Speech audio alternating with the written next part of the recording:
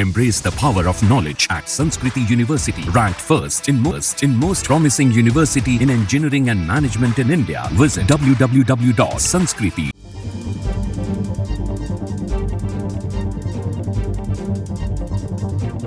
उत्तर प्रदेश में 69,000 शिक्षक भर्ती मामले में सुप्रीम कोर्ट ने सोमवार को अहम सुनवाई की है। इस सुनवाई के दौरान सुप्रीम कोर्ट ने इलाहाबाद हाई कोर्ट के फैसले पर रोक लगा दी है। इस मामले पर सुप्रीम कोर्ट ने कहा कि हाई कोर्ट का आदेश निलंबित रहेगा। मामले की अब अगली सुनवाई 23 सितंबर को होगी। सीजेआई ने सभी पक्षों से कहा कि आप लिखित नोट दाखिल करें, हम इस पर फाइनल सुनवाई करेंगे। कोर्ट ने दोनों पक्षों से कहा कि वे ज्यादा से ज्यादा 7 पन्नों में अपनी दलीलें जमा करवा दें। कोर्ट ने इसके लिए 2 नोडल वकील तय किए हैं। राज्य सरकार से भी जवाब मांगा गया है। सुप्रीम कोर्ट ने राज्य सरकार और दोनों पक्षों से कहा कि वो लिखित दलीलें पेश करें। हाई कोर्ट के फैसले के अध्ययन के लिए वक्त चाहिए।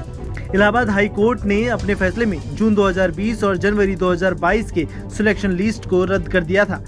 यूपी सरकार को आदेश दिया था कि वो 2019 में हुई सहायक शिक्षा भर्ती परीक्षा के आधार पर 69,000 शिक्षकों के लिए नई सिलेक्शन लिस्ट 3 महीने में जारी करे।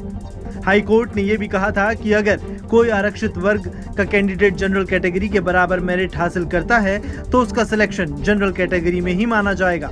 हाई कोर्ट के इस आदेश के चलते यूपी में बड़ी संख्या में नौकरी कर रहे शिक्षकों पर नौकरी खोने का खतरा मंडराने लगा था। इलाहाबाद हाई कोर्ट की लखनऊ बेंच ने पिछले महीने यूपी सरकार से 3 महीने के अंदर भर्ती की नई मेरिट लिस्ट जारी करने का आदेश दिया था। हाई कोर्ट ने सुनवाई के दौरान माना था कि 69,000 टीचर भर्ती में अभ्यर्थियों को आरक्षण का पूरा लाभ नहीं मिल सका। सोमवार को सीजेआई की बेंच के सामने याचिकाकर्ता शिवम की ओर से वरिष्ठ अधिवक्ता मुकुल रोहतागी पेश हुए थे। हाई कोर्ट ने ये कहा था कि अगर कोई आरक्षित वर्ग का कैंडिडेट जनरल कैटेगरी के बराबर मेरिट हासिल कर लेता है तो उसका सिलेक्शन जनरल कैटेगरी में ही माना जाएगा। आपको बता दें कि उत्तर प्रदेश में जब अखिलेश की सरकार थी तब 1,37,000 शिक्षा मित्रों को सहायक शिक्षा के रूप में समायोजित कर दिया गया था। इसके बाद मामला सुप्रीम कोर्ट में पहुंचा और समायोजन को रद्द कर दिया गया था। यानी अखिलेश सरकार ने जिन शिक्षा मित्रों को सहायक शिक्षक बना दिया था वे फिर से शिक्षा मित्र बन गए। अब इसके बाद सुप्रीम कोर्ट ने 1,37,000 पदों पर भर्ती का आदेश योगी सरकार को दिया था।